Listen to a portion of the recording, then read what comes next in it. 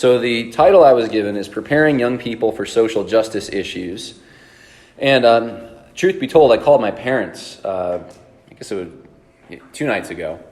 And I said, I'm given this topic. I'm going to speak on preparing young people. I said, I feel like you should talk about this. I mean, I have 2 brothers. I mean, you had 3 sons. None of us are woke. So, what did you do? What's the secret to it? And they said a lot of the things that I was already thinking that I want to go over with you. Some of it's cultivating a family identity and making sure that people, your kids are thinking critically and examining things with the test of Scripture and reason. And so we'll talk about more of the specifics of what that might look like. But I just want everyone to know I'm coming at this not as a parent who's navigating this with children, which I know there's a whole set of, there's wisdom in that, right? But I'm coming at this more as someone who's watched friends that I grew up with kind of go down the woke hole. And I've tried to think through, okay, why did some go that direction and others didn't? How come I wasn't attracted to that? My family, my brothers weren't attracted to that. How come some of my friends weren't attracted to that? Or they could see through it. And then others just, we had different rates, but some just immediately took hold of it. And now I'm ashamed to say in some ways that friends that we had, some that you would have thought were the godliest, are now the most woke of anyone I know. They rejected it hard. And so I want to get into that because I have put a lot of thought into this. I do know some of the circumstances that I think may have at least catalyzed this or led to it. And then also the other thing I bring to this is just a little bit of a background in history and then a background in theology. So I'm not an expert on all these things in my mind, but I have studied them, I think, enough to maybe give some pieces of wisdom on this. And these are certainly things that I'm going to be applying with my children as they grow up. So what we're going to talk about, we're going to review some biblical principles on raising children. We're going to examine the unique threat and way social justice infiltrates children's minds. And then we're going to discuss ways to immunize against social justice thinking. So how do we prevent children, and then as they grow up and they become young adults, how do we prevent them, or at least give them the tools they need to navigate this topic so they won't fall right into it? And again, this is all out of love. This is not because we just want to win for the conservatives, right? I'm actually I know this sounds dismal and maybe pessimistic. I'm kind of, unless God does a miracle in this country, I'm pretty much satisfied with saying, I don't think we're winning the political battle. I don't know, how many of you saw, you don't have to raise your hand, but how many of you saw, what was it? I think it was night before last on Twitter. I don't have Twitter anymore, but I have a million people on Twitter who send me things from Twitter. And there was a conservative, commentator named David Rubin, and he's a homosexual. And he put on Twitter, him and his, I guess, quote-unquote husband in his mind, that they're having children. And under this tweet, is the Blaze TV, Glenn Beck's group, the Blaze, Congratulations, David Rubin.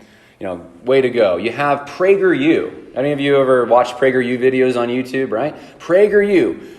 Happy to hear that David Rubin, it was all congratulatory. You had Meghan McCain and Megyn Kelly, and there was a number of other Fox News and OAN even, correspondents, all just congratulating David Rubin. And I thought, these are supposed to be the conservatives. These are supposed to be the people fighting for traditional values. And with that, it's not traditional, it's Christian values, Christian understanding of reality. And here they are, acting like the left acted about 5 years ago. And at that time it was radical. And now the conservatives are saying it. So I'm kind of to the point in my mind where this isn't about a political battle. Although, yes, I'm involved in politics. I want to be a prophetic voice in that arena. This is about something even much more important to me. This is about the gospel. This is about a false religion. And it's just like in the Q&A when I said that this would be like if you lived in a Mormon-saturated area trying to prepare your children to deal with Mormonism. In the same way, we have to prepare children to deal with social justice, because it's just as much of a threat, if not more, because you're seeing it in more places. It's going to be coming through the television and through social media and through billboards and newspapers and magazines, and just it's pretty much everywhere you look, there's social justice going on. In 2020, when everything started after the George Floyd incident, I remember I was getting emails from companies I hadn't frequented in probably a decade telling me how anti-racist they were, right? You can't get away from it. It's all out there. So in order to prepare children for a false religion, you have to teach them about that false religion and teach them where it contradicts Christianity and why we believe Christianity. So that's really my heart in this. This isn't just about a political thing. There's real lives that are in jeopardy in my mind, and I've seen it. I can bring faces to mind as I talk about this of friends that have gone down this direction, and it's not done anything good for their lives.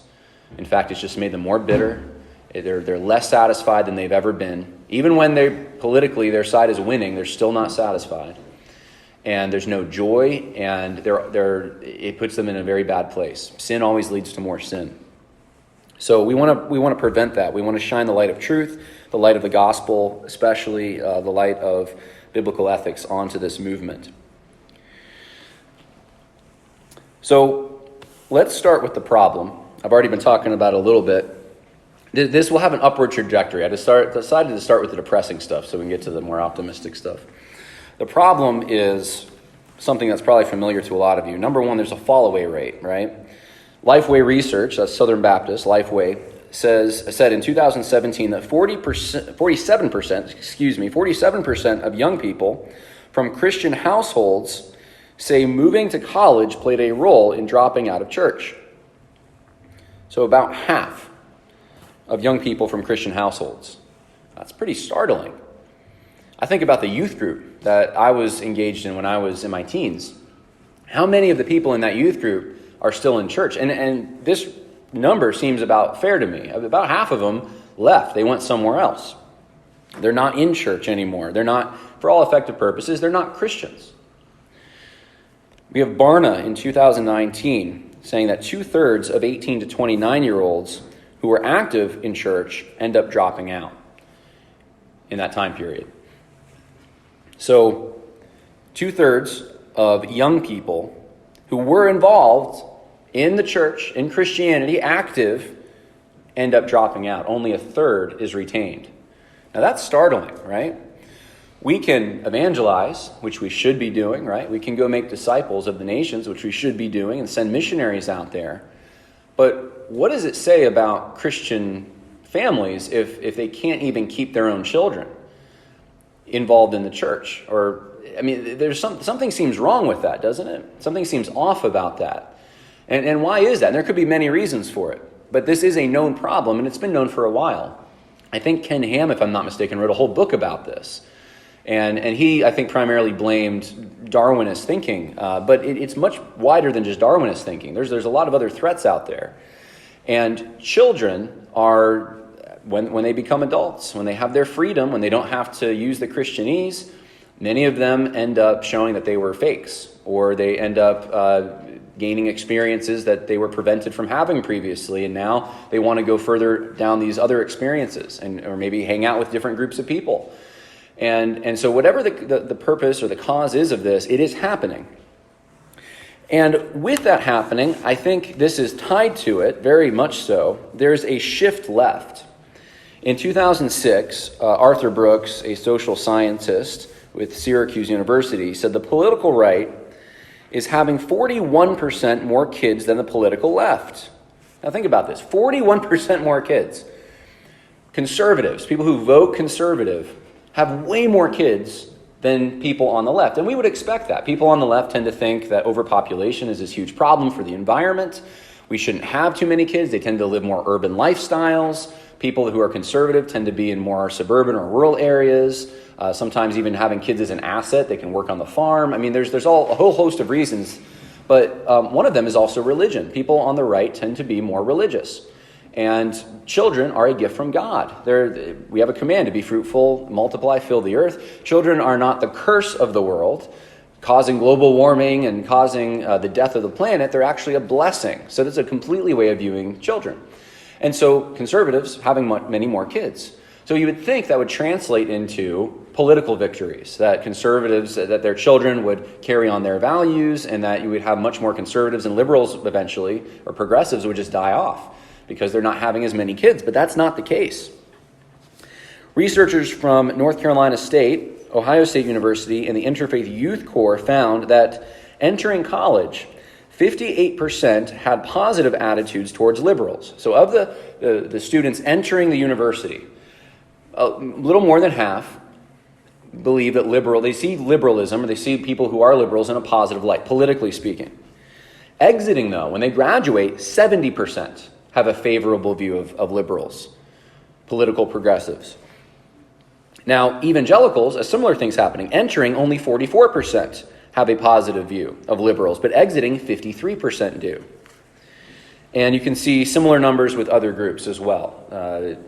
Mormons, Jehovah's Witnesses, it's the same kind of thing. So we're talking about this in a Christian context with the truth of God's word and the truth of the gospel. This is a problem, though, that other faith groups, other false religions, we'll just be blunt about it, are also having a problem with. How come our students are also leaving the faith? How come they're not retaining the political views and the moral views, I should say, of their parents? So this is a societal shift that's going on. Now, the question I have is, should we be even surprised about this? Is this a shocker to anyone in this room? I mean, I don't think so. I think we all kind of know. I didn't even have to give you probably the statistics. You know that this is something that's actually happening out there. You probably have faces that you can bring to mind of people that grew up perhaps in your church or your family, raised with good morals. They knew abortion was wrong, and now look at them, right? They're actually supporting abortion and candidates that further those kinds of issues. A 2020 survey from the National Association of Scholars found that for every dollar college professors donated to a Republican cause, they donated 21 to a Democrat cause. Okay, $1 to a Republican cause, $21 to a Democrat cause. And that's just a general survey of scholars. This isn't unique to particular fields. Some fields are much worse. You get into the discipline that I was involved in history, it gets way worse. You get into any of the social sciences, it's way further to the left. So we're taking into account people who are experts in physics and math and these kinds of things, which generally aren't quite as tilted. I remember when I was going to undergrad. Now this is, I'm trying to remember when this was now, when I first went. So I guess the mid-2006 or so, I guess, something like that. This was before there was hate speech rules that applied to homosexuals. I mean, I know I'm young, but I feel like it's a different world out there now. Even then, though, I remember just going to a local community college, and our professor, I think it was our social science professor, and it was a course that everyone was required to take, told the whole group of students, right, young college kids, that what they needed to do over the weekend was to go experiment with homosexuality. Because it's a whole lot more safer for you than heterosexuality. And the way that it was justified is, she said that if you take into account worldwide AIDS statistics, most people are heterosexual who have AIDS, because you take into account Africa, and they just count that as heterosexual, I guess. So therefore, you're safer if you're homosexual. And that this was a great thing. And this is just one example. I could bring many up to you in many different classes of the way that my mind was perverted. Literature classes were like that. Everything was a double entendre to something dirty. And these are your authorities. These are people that are telling you, they're the experts. They're telling you how to read a piece of literature and interpret it. Marxism was very much championed. I remember literally Karl Marx was my professor in social, this was again in the same course, told us Karl Marx was right. His analysis was correct. And I'm just like, I couldn't believe what I was hearing. But, I had been raised in the church. I was homeschooled. We were very involved in the community, but most of the people that I was involved with weren't that far left. And so when I got to college, seeing Marxism and evolution and just the immorality was a little bit, it was different for me. I hadn't experienced that before. And so when you're not prepared for it, I can only imagine what that does to someone. And I did see friends of mine. I saw students go into that environment, and they didn't fare so well. They weren't ready for what they were about to hear. And it was new thing. It was new concepts entering their mind. New ways of thinking about reality that they had not considered before. And now all of a sudden, this expert that my parents are paying thousands of dollars for me to go learn from is saying my parents are wrong about just about everything they told me growing up.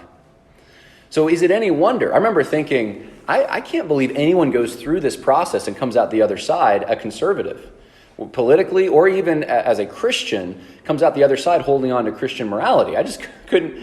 I mean, I did. There's a few of us who did, but I mean, we had to kind of stick together, and that was back then.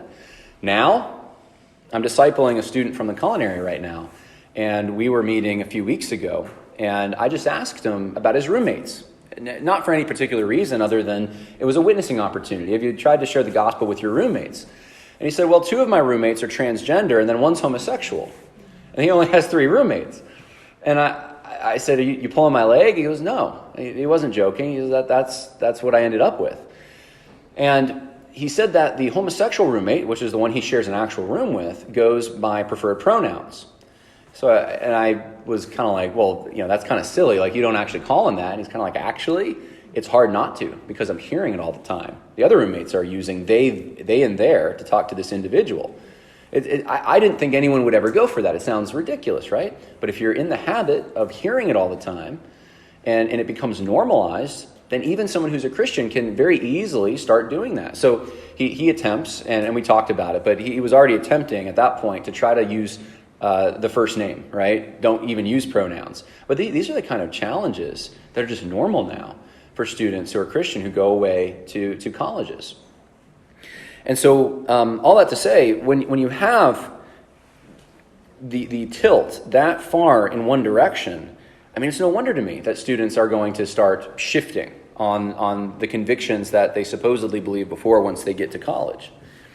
And Christian institutions, I hate to say this, they're not much better in every way. I went to Southern Baptist School, Southeastern Baptist Theological Seminary, and part of the reason that I'm even here talking to you right now is because I decided to make a video back in 2019 about what was going on at the school. And I had just graduated, and I just went through about an hour and a half my entire experience there.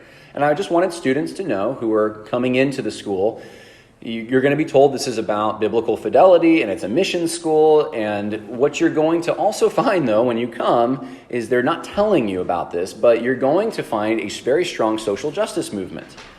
In 2017, it kind of was like right after Trump's election, this became really popular. But in 2017, the fall semester, 3 statements either supported heavily or actually they originated in the campus itself from the administration and faculty were made against Donald Trump or the alt-right. 3. In 8 years of Obama, there wasn't one. So in one semester, right after Donald Trump is elected, 3 statements against Donald Trump, essentially. I remember this new center, I think it started in 2017, called the Center for Kingdom Diversity, was hosting all kinds of events, supporting the kneelers at the football games. I remember they had a guy there who was arguing against some of the historical monuments, and secular media was even picking this up. Look at this conservative Baptist professor making these arguments, the same arguments that they're making. I remember there was an article, when you would go log into your student account, there was their blog was right there. You'd see everything that they would put there. And there was an article one day. I remember my wife and I were sitting, I think, next to each other on the sofa, and I had logged into the account, and it was a whole article about all the ways that you are a racist but don't realize it. And it was things like if you live in a neighborhood or you go to a workplace that is predominantly white, you probably are guilty of some racism. And it was funny because I was thinking well, that applies to Southeastern. They're mostly white, and I've seen the churches they go to, but they're still importing this radical thinking into the school. Illegal migration was another issue, right? So this was all happening in 2017, 2018. I was watching this, and I decided to come out about it. And after I did, I had people from all over the country. I was shocked. Messaging me, especially Southern Baptist institutions, telling me, John, it's the same things happening here. I can't say anything. I'll lose my job. I really appreciate you saying something. And I was shocked. I thought a few people who are interested in Southeastern might see the video. It might help them. Instead, what I found out was this was everywhere. This was, to use one of their words, systemic. This was affecting the denomination and evangelicalism as a whole. And so as I started doing more research for my podcast and for this book in particular, I started finding I really couldn't find a Southern Baptist school that I could recommend. Maybe Mid-America, but that's not even officially Southern Baptist. Has a tie to the Southern Baptists. But any of their main schools, I couldn't recommend any of them. Their critical race theory is on every single one of their campuses somewhere. And since then, I've seen this with a lot of colleges. So I went to Liberty University. I'm giving you my experience, but Liberty University, even since I've left, it's like a city, so every department's different. I had a great department in the history department, but some of the other departments are going that way full bore right now, or they're attempting to. And that's the biggest Christian university, I believe. This morning, I even got another message about Grove City College in Pennsylvania. And it's something I don't even have the time to review because I get so many of these things all the time. So I'll spare you the details, but all that to say is that Christian institutions aren't doing a whole lot better right now. They're behind, right? You're not going to hopefully go to Grove City College and then have a situation like I described for my friend who's in the culinary, but they're the tail. They're dragging. They might be on the pendulum. They're behind, but they're progressing in the same direction. They're running in the same flow and on the same track. So this is the problem that we have, and I submit to you that this is an off-ramp from Christianity. Because if you are inculcated into that kind of thinking, and then we have to be equal. We have to make sure that all these disparities are eliminated. And that means taking money from your parents and giving it to these people. Or that means that we need to have a reparations program. Or that means that the church needs to diversify its theological library to reflect women because it's historically been against women, or any of the issues that are coming up, social justice issues. If you really buy into that, truly, then why put any brakes on it? Why have any barrier there? Why say, well, I'll go that far but no farther. I'm still going to be part of the church.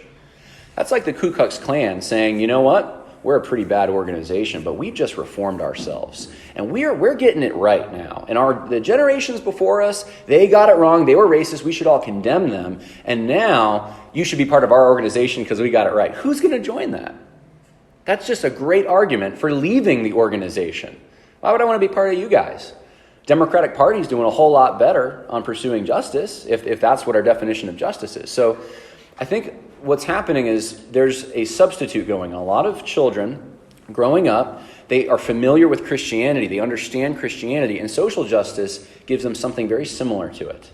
And I'll get into some of the details as the conference unfolds, but it's familiar. There's justification in it. It's not real justification, but they can feel good about themselves. They're doing something to alleviate sins from the past. There's some form of charity. It's not really your own charity. You're stealing other people's money to do it. But there is this compassion, It's a false compassion. It's always inverted. It's different. It's distorted. But it feels like Christianity. And it's a substitute church, ultimately. Political activism becomes the church. In fact, a friend I'm thinking of, very strong Christian at one time, we thought. And she went and got involved in some of these Me Too rallies and the BLM stuff as well. Remember, she posted on, I think it was Instagram, that this was her church. She had all the churches in the area that she had been part of. She eventually left because they weren't down with the revolution enough. They weren't eliminating disparities and forwarding equality enough. So she ended up leaving and then going to political activism. So that's the situation in colleges to some extent. People ask me sometimes, what do you recommend? I have children that want to go to college, and the fact is I don't really know. I would say first teach your children, right? And we're going to get to that in a minute. Prepare them for this. But I do have some specifics, and for this part of the country, this may be far, but I usually tell them Appalachian Bible College is pretty good, from what I understand. And that's because I've had conversations with people high up that actually are running programs, and they were really early on trying to prevent CRT from getting in there. Another one is Southern Evangelical Seminary in North Carolina, and some, depending on your denomination, you may not agree with everything there, but they are taking a very hard stance against social justice publicly, and I look for that, and I appreciate that. A lot of other people will send me things from seminaries and say, John, this is a great seminary, it's a great Bible school, it's a great college. And I always have the same question. I'm like, could you send me their anti-social justice statement?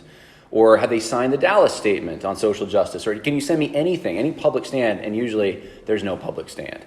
And I'm like, well, they may not be woke, but if they're not taking a public stand on this issue, then I don't think it's going to be too much longer before they are. So I can't in good conscience necessarily get behind that. But those are two names if you're looking for a college. And there may be a bunch more that I don't know about. On the high school level, we have the same kind of problems, of course. In public school, that's no mystery. Unfortunately, in Christian private school, this has become a problem. ACSI, the biggest Christian school accreditation agency, has pretty much gone woke at this point. And they're using a professor from Southeastern, Walter Strickland, to give diversity training lectures to their teachers. And I watch them, and they are CRT. They're liberation theology and critical race theory. So we've made a stink about it, some of us, but it doesn't seem to change the minds of ACSI, unfortunately. So social justice thinking is pervasive. We talked about it in education. There's a lot of other places we could talk about in the media. Traditional and social media employees give 90% of political donations to Democrat causes. 90%. So that's your Facebooks, your Twitters, your NBCs, your Fox Newses, all that stuff. That's vast majority lean left of the people who work in those particular industries. Social media, I've had a lot of shadow banning. For those who don't know, that means I can post something and people won't see it because Facebook has switched a lever. And they're nice enough to let me know when they do that. They'll tell me, you spread some fake news. You said that the virus was not as dangerous or something like that as the CDC says it is. Therefore, we're switching off your influence. You also have advertisements, and these are filtered, right? So they can show you the things they want to show you. And some of these ads can be pretty bad. I remember too, and I won't get into big details on this, but there's 3 points in my life where I was at an event that the media covered, and then I saw the report and I realized they completely lied about it. So one of the things that I think children have to know, they have to have a healthy suspicion of some of these institutions, and they need to know why they need to have a healthy suspicion of these institutions. They need to be able to think critically when they do encounter narratives coming from these places. So all that to say, we're at the low point now. There's a concerted effort to corrupt children and turn them against their churches and parents. There's subliminal messaging, but there's also now a lot of overt messaging. It's a long way since the Disney times when everything was subliminal. Society also doesn't reinforce Christian values. So that's where we are. So what's the solution? That's I think, what everyone's waiting to get to. What's the solution to this? Do we just live in a cave somewhere? Do we get a bomb shelter and say, all right, kids, you're going to grow up? And there's a movie about that. I can't remember the name of it. There's a movie I saw years ago where he raised a kid in a bomb shelter during the Cold War. And he comes out and he's an adult and he doesn't know how to interact in society, right? Is that what we do? Just raise someone in a bomb shelter? I want to move to like the wilderness areas of Alaska. Like that's my dream in a way. I probably would hate it once I get there because it's really cold. But like in my mind, right, that would be a really cool thing. I'm away from all that corruption and I get to work with my hands. But is that really the solution? Is escapism the way to go on this? And I would submit to you, no. And unfortunately, some Christians do take this route. And it's not wrong to try to put some barriers and some sheltering there. And that's perfectly acceptable. It's good. It's fine. I hope you have internet filters. If you have kids in the house, right, that's all good. But taking it to the extent of we're going to create a situation where our kids, as they're growing up, aren't going to be corrupted at all is just impossible. Because Jesus said corruption actually comes from within. You still are left with the corruption there. Now they're not going to get as many ideas about how to be corrupt, but the problem is in the heart, ultimately. And the people who have done this haven't necessarily always had good results. In the study I did for Social Justice Goes to Church, what I found was the majority, actually I think it wasn't even the majority, it was all of them. Every single social justice activist that promoted this thinking it was called New Left thinking at that time, in the early 70s, was from a conservative Christian household. Every single one of them. Ron Sider, Richard Mouw, Jim Wallace, Wes Granberg-Michelson, Sharon Gallagher. These are all names some of you aren't familiar with perhaps, but they were very influential and they still are influential. For instance, Tim Keller gets a lot of his thinking from Richard Mouw.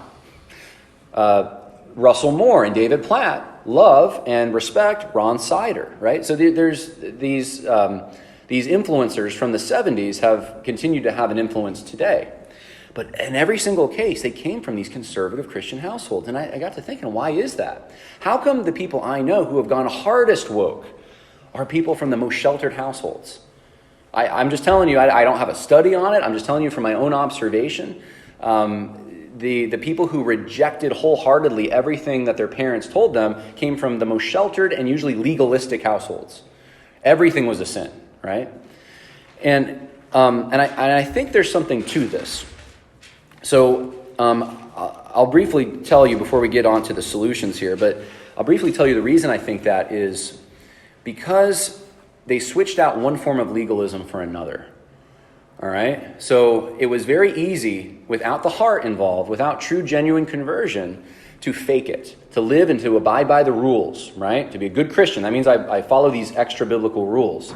And nope, I don't drink alcohol, and nope, I won't go to a theater, or I don't know, whatever the rules may be. It's different for every group. But that's what Christianity became. It was just reduced to that. And the attitude, that rigid attitude, never stopped once they became social justice warriors. They're just as legalistic, it's just they have a new moral law now. And so you must be equitable, diverse, inclusive. And if you don't meet the standard, then you're an outcast. You're a horrible person. So they've kept on. They're actually not as different from their parents as they like to think sometimes. I think that's one of the reasons for it. But sooner or later, they're going to be exposed. Even if you're in that cave, they're gonna grow up. And would you rather have them growing up and knowing something about what they're about to face, because as a parent, you've brought them through it, you've engaged the material they're going to be looking at in a critical fashion, and you've shown them what Jesus thinks about this and what the Bible teaches about this and why we believe this is wrong and this is right and what's the most loving thing? Or do you want them, without any knowledge of what's on the other side, to just go out and learn to swim in the deep end? That does not work. And I've seen that. I've seen that with friends who have gone off to college with no preparation, and they just fall into all kinds of debauchery because they never were prepared in the first place for what they should have expected. So solutions. All right. Number one, set expectations. I think this is the first thing that's important because I know parents who have a lot of guilt and parents who have done a really good job, right? They've done, no one's perfect, but they've really raised their kids. They've set an example, they've taught them, they pray for them, and in the end, their kid ended up not just going woke, but perhaps rejecting Christianity. And I'm reminded of a verse in Isaiah chapter 1, verse 2. It says, "Hear, O heavens, and give ear, O earth, for the Lord has spoken. Children have I reared and brought up, but they have rebelled against me." Now, if God can figuratively talk about children that he's reared up, that have rebelled against him, that is, and God's perfect, that is not necessarily a reflection on the parent. So I just want to say that from the get-go, that some parents, you can do the best you possibly can with what you have, and it doesn't automatically mean your child is going, there's no formula, right, that is going to prevent your child from rejecting Christianity and joining the social justice mob. That can still possibly happen. That's always a possibility. And I think this is where humility comes in, as hard as it is, and just to give it up to God. God is in control, and you take that to prayer with you.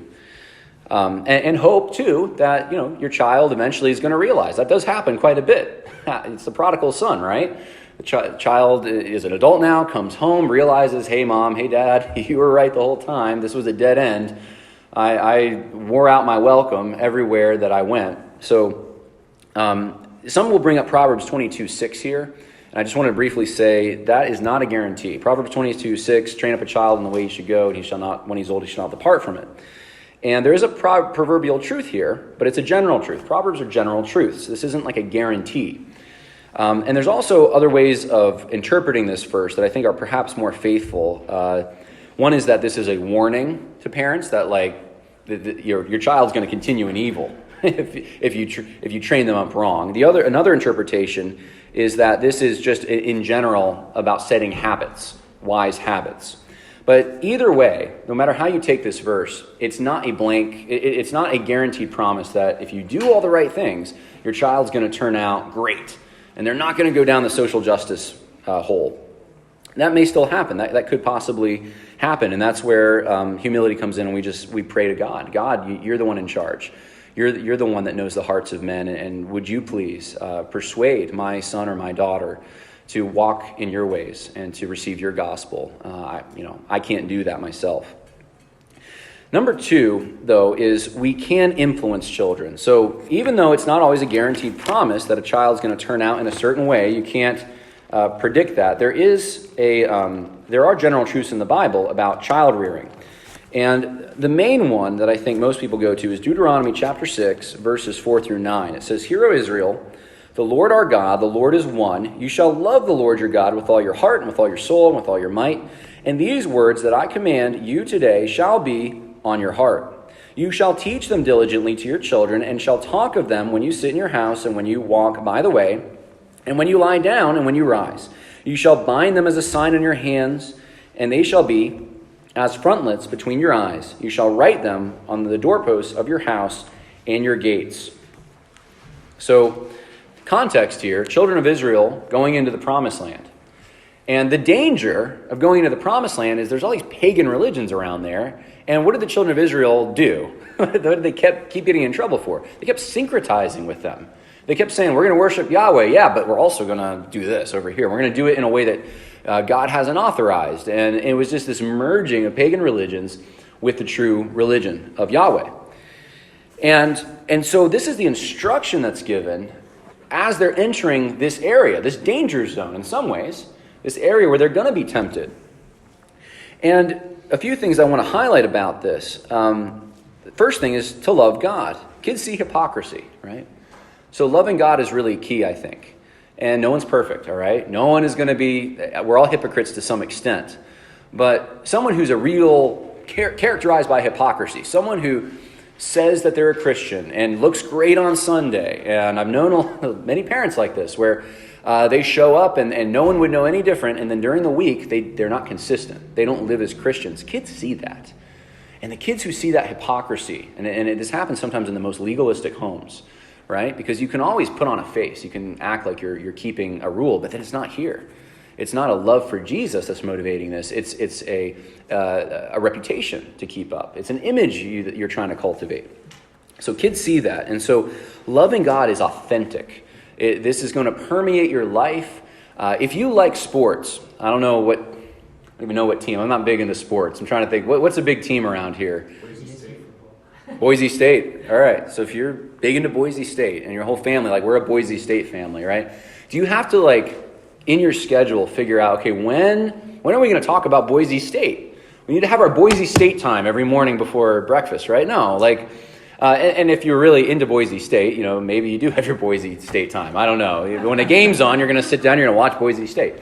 But it's going to just flow out of you naturally if you like Boise State, right? It's going to come natural to you. It's going to just bubble over. So I think loving God and all the different habits that this passage outlines shows that this is something that just, it permeates. It influences every area of your life. It's not something that's forced. We did our devotions, now go do, whatever you want that your heart wants to do. Jesus is still with you. So I think that's a very important piece of this. And I'm thinking through also what my parents were like. So I have another brother who's a Christian and serving in the church. Then I have another brother who is not a Christian, but definitely not woke. And I've thought of this quite a bit. Why is it that none of us went down that path? It's surrounding us. It's everywhere. We had plenty of opportunities to, but especially my brother who's not a Christian, right? My parents couldn't change his heart, but he still has a respect for the church, a respect for God, a respect for the family, not a Christian. But what is it that I think part of it is he did see hypocrisy at the church, but he knew my parents weren't hypocrites. He knows there's something to it, and he doesn't like talking about it sometimes, I think, because it's convicting. He knows deep down there's truth in this. And so the witness that a parent has, I think, to their children in just the everyday life of living, and being real, pointing at, saying, hey, I'm flawed. I did that was wrong. Daddy sinned, right? But not being fake about it, not trying to keep up some kind of false facade, I think is very important. So loving God, repetition, of course, is here. Family devotions, I think, is important. My parents did do that. pretty consistently, taught us hymns, taught us scripture. It doesn't have to be long. It could be 10 minutes in the morning or in the evening, whenever. But there does come an age when that kind of ends because everyone's busy and they're transitioning into adulthood. But when it is possible, that's good to do that. And then in this context is also a national identity. Doesn't jump out of the text we're reading, but it's just in the context of Deuteronomy. This is a nation coming in, and God's giving instructions not just for a family, he's giving instructions for an entire nation. So everyone around them would have had the same command. And the fathers would have been teaching their children this, whether it was next door or some other part of Israel. So I think having a firm identity is a key component to this. So loving God, not seeing reality and not hypocrisy, and also having a sense of belonging, I think, are very important in the formative years. And that's something I know I had. That's something my brothers had. We knew who we were. We were Harrises. We were Americans. We were, and even though becoming a Christian, truly, and my parents made sure we knew this, was something between us and God, they encouraged, we knew that Jesus' rules were important for our family. Okay, so yeah, I may not be a Christian yet. I haven't received Christ as my Lord and Savior, but I know that we obey God's law in this family. So there was this family identity that created a sense of belonging and rootedness. So that's number two. So number one, set your expectations. You can't be perfect. Number two, though, you can influence your children. Here are some of the ways you can. And then number three, I think, understand the appeal of social justice. Understand the appeal of social justice. And this is, I think, probably the most important and unique information I have to share with you in this whole talk. Fundamentally, what is social justice? It is a rebellion against the Creator. Fundamentally. All right? Now, in this conference, in some ways I feel like I'm doing things backwards because I'm giving you more definition to social justice in sessions which are to come, especially tonight. But let me give you some brief thoughts about social justice. And I know I defined it earlier. Let me define it again. Social justice is a scheme by which the goal is to create an egalitarian or an equal or a utopian vision for society. There's a goal, right? So progressivism, right? We're progressing towards something. What's the thing we're progressing towards? It's this social justice. It's this everyone's equal. It's this fantasy, really, but it's this heaven we can have on earth. Okay? Christians believe we die or Jesus comes back and there's the heavenly state, there's the eternal state. Social justice is humanistic. It's actually, at root, it's materialistic, and we got to have it here. We got to have the heaven here on earth. So we got to constantly be working towards it, okay? Now, there's all these barriers to it, though. Your family could be a barrier. Inheritance, parents passing down money to their children who pass it down to their children. That's not fair. Some kids don't get that opportunity. Or how about your geographical location? Do you have access to healthcare and to schools? That's not fair. Other kids don't have that. Or perhaps white privilege, right? That's the one that's being talked about a lot now. Or whatever the case may be, whatever blessing God gave you in your life is not actually a blessing from God. It's flipped into a curse. It's some kind of unfair advantage that you got through some illicit means. And it may not even be you. It might be your parents or grandparents or great-grandparents. But somehow you've ended up, if you're in the oppressor category, with stuff that isn't yours. This creates guilt and a sense of shame. And fundamentally, this whole scheme is against God because it targets institutions that God has ordained. How about the police? Government does not bear the sword in vain. We're going to take the sword away from the police? How about the family? That's the building block of society that God instituted. We're going to redefine the family, say that boys aren't boys, girls aren't girls. We're going to deconstruct gender. We're going to take a civilization that has advanced, not just technologically, but in many ways, morally and financially, and we're going to take that culture, that society, and then we're going to try to destroy it simply because it has stuff that other societies don't have. That's the whole BLM thing. It's fundamentally what this does is it takes the providence of God and it makes it a dirty word. Providence is just a justification for pillaging and evil people and what they've done to poor, helpless victims. So it's saying, God, I don't like the way you designed this place. I don't like the institutions that you created. I don't like my place in them. In fact, I feel pretty guilty about it, and I'm going to rebel against that. And so pride enters in pretty quick. What's the motivating factor of all sin? It's pride. I know better. I know better than God. I like the way that I envision society. The dream that I want to carry out is better than the vision God has for the world. And the appeal, along with the pride, and it really strokes the ego, is counterfeit virtue. This lie that you're good. I'm better than my parents. Maybe you had an axe to grind with them. Maybe you always felt inferior because they were always better than you at something. Or you never lived up to the standard that you thought you should have lived up to. Well, now roles are reversed. I'm going to create a standard that my parents can't live up to. And I'm going to remind them of that. And I'm going to denounce them because they can't live up to this standard. And I feel pretty good about myself. And I didn't even have to do anything. Didn't have to give my shirt to a homeless person. I didn't have to financially contribute to anything. All I had to do was view this position, whatever it may be, in the right way.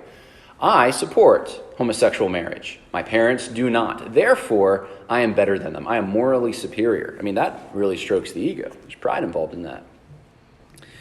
Some of the hooks that social justice takes advantage of: a desire for belonging, the lie that you can get a better deal outside of your family, outside of your country, in this artificial environment that you can be part of making, this new Tower of Babel that you're going to build with everyone else. That's on the same agenda. Compassion. There's a hijacked compassion. The lie is that our solutions are better than God's. I know socialism has never really worked, but if we just try it this time, according to these standards, we can make it work. And it's, don't you care about this poor person? But instead of actually going and helping that poor person tangibly with your own finances, social justice emphasizes this grand scheme that takes the money from some people and gives it to others. And the middleman is always the one that makes out, not the poor person. How do these hooks come about? How do children and then adults, how do they fall into this? And the answer, I think, is there could be a number of reasons, but identity plays a part in this. If you don't have a strong family identity, a strong pride in your country and some of the things that make you, and your local area, those kinds of things, you can shift your identity more to peer pressure, your group of peers that you're in, the new group that you found in college, right, and what they think. And pretty soon you see yourself as with them and not with the familiar. Success is another one. So you see your educators, perhaps, and your entertainers, and look how successful they are. This is what they believe. And you start worshiping that and thinking that's important. Some parents have unwittingly given this value system to their kids without realizing it's going to backfire them on later. And I've seen this in the homeschool groups, by the way, where it's like, our kid he's 12 years old and he has a PhD. Now, that's a little bit of an exaggeration.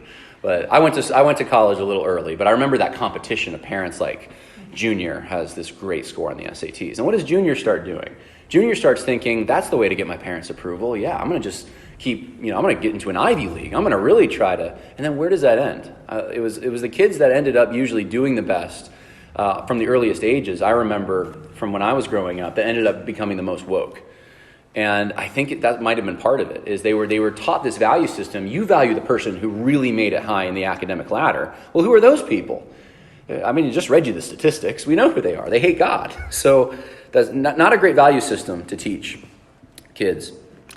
So one, set your expectations. Number two, influence your children. Number three, understand the appeal of social justice. And then number four, cultivate a family identity. And there's many ways to do this. We would go to the graves of our relatives and decorate them. Well, I don't know if we decorate them. We would go to them, though. Hear the stories from the elderly in our families. We would sit there and listen. I remember when I was young, we had this special plate, right, that would be given to whoever's birthday it was. They were special. And sometimes there would just be, we're going to celebrate this person because, they achieved something at their soccer game or whatever. And it was, I'm part of this family, and this family is supportive of me. And we go around the room and talk about what we're grateful for that person. we studied American history quite a bit. You don't have to be a nerd, but go see the battlefields, see the price that it took for us to enjoy the liberties and freedoms that we have, the legitimate liberties and freedoms. There's many more things I could probably add to that, things that I'm not even thinking of just because it was so wired into the way I was raised. But I think that was probably one of the biggest things that kept us, especially my brother who's not a Christian. I think it was one of the biggest things that kind of prevented him from going that direction. Because here's a whole movement that's attacking the family that he loves. Here's a movement that's attacking the church he grew up in. Here's a movement that's attacking the country that he knows is so important because we have relatives who died defending this country. You think he's going to go with that movement? No, that's a threat. So cultivating that family identity created that impression. A local identity, a national identity. I think getting involved maybe even in local, becoming a volunteer fireman, or some of these things might also be the road by which bad influences can come in. But here's the thing, you're never going to keep bad influences from coming in. So the wise thing I think to do is what my parents did, was make sure that at the appropriate times when your children are able to handle different things, that's when you give them those responsibilities. And you watch them and you see, can they handle this? If they can't, you pull them back. If you can't, you coach them. And so we were very involved in soccer and in Boy Scouts and in band, and not everything was through the church. My brothers were in 4-H. One of my brothers was a volunteer fireman. So we were very involved in the community. We had a sense of community pride in a way, and just we were with real people and all different kinds of people. Elderly people. We went to do elderly ministry, right? We just hand them hymnals. I remember giving one of my earliest messages was just my testimony for these elderly people at a convalescent home. That meant something, not just to them, but to us. Because I didn't realize it then, but I realize it now. You have a whole movement that's attacking old people. These old people are the reason for all the problems in this country, all the racist, sexist things they did. It's harder now for someone who knows elderly people and can think about the people I know that I've talked to, that stories I've heard. And you develop a love and a trust, and you realize this is a cartoon. This isn't, they're not all like that. So getting to know tangible, real people. Engaging in charity. That's another one. Engage in charity. And that's just part of loving people. I know I saw my dad when I was growing up many times, right? At a gas station, someone would come up to him and want money. My dad wouldn't give him money. My dad would fill up his tank or buy him a sandwich or something. That meant something.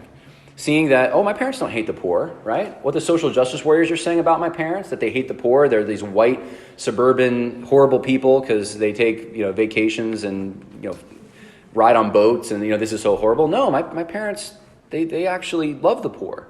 So I think that's important. Cultivating discernment is big, right? Teaching them the truth, teaching them how to think. So when they hear lies, they can actually think through it. They're not just going to be emotionally swept away, but they're going to logically think through what's actually being said. And questions like, what are the alternatives to this? That's a big question. If you just ask that question, almost every leftist idea falls apart, right? We need to do this right now for the environment, right? Well, what are the consequences of that?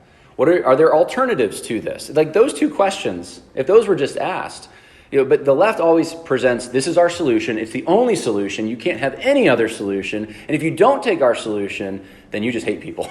You must really want global warming or something. Well, teach kids to think. Be real with children about flaws. Educate them on history. I already talked about this a little bit. And then in closing, I want to just point out some general observations that I've had about friends who have gone woke and then friends who didn't. So what I've noticed about my friends who went down the social justice path, in college especially, is that they lacked a family identity. Dad was, always interested in his hobbies and his hobbies alone, maybe. The kids didn't get the attention. They just didn't have a strong family connection. Normally, they also have an axe to grind. There's some kind of resentment there that social justice can take advantage of. And so there's things are swept under the rug. Problems aren't dealt with in the home. Resentment builds, and it's never actually addressed. Well, I mentioned this earlier, but legalism. Sometimes homes can be very legalistic, and that can create an impossible standard, and it's never really talked about sometimes. And so kids can grow up thinking that they're never worth it. They can never get the favor that they want, or they have to lie to get that favor. and they can be themselves, their sinful selves, when they and have virtue, right? In social justice. There was a lack, I think a basic understanding was lacking of human nature and history. So the grass is not always greener on the other side. We're all humans. If we create our utopia, it may sound good, but it's not, because we're humans. And so if you understand human nature and understand history and how it demonstrates humans are humans, then you don't always fall for the next lie. I remember when the 2020 stuff was going on, right? And people were so shocked. They're like, we had slavery in this country. And I remember thinking, like, yeah? Like, I've known about that since I was in elementary school. I've read about this. Did you hear this for the first time? Why are people shocked about this? But some people genuinely were. They weren't even prepared to deal with the emotional narrative that they were being fed because they had never thought through it. Ultimately, I think what it all boils down to is there's an anger at God for their condition and the condition of the world. And instead of continuing to adopt what they see as the problem, as the vision of the world that's creating all the problems from their parents, they want to work towards utopia by any means necessary. And that justifies stealing, it justifies lying, but you can still be virtuous because it's for the revolution.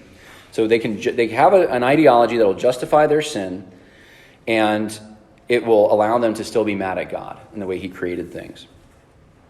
Friends who didn't go woke, had strong families, engaged in service, were in the community too, engaged in the community projects, loving the people around them, loving their neighbor. And they were proud of their identity. They didn't have, everyone has some insecurity, I understand, but they did not have the insecurity issues that the social justice advocates pretty much all have once you get to know them. And I could say a lot more on that, but I'm out of time. So those are just some pieces of wisdom, hopefully, that will help. I wish I had more that I could share that was maybe coming from someone who, if I was 60 years old, down the line, 30 years later from this point, I could look back and say, yep, I raised my kids and this is what we did. But this movement, while it's nothing new, the intensity of it is new. I can't believe some of even the children's shows that friends have told me that, they thought it was safe for their kids and then they're introducing homosexual characters or things like this.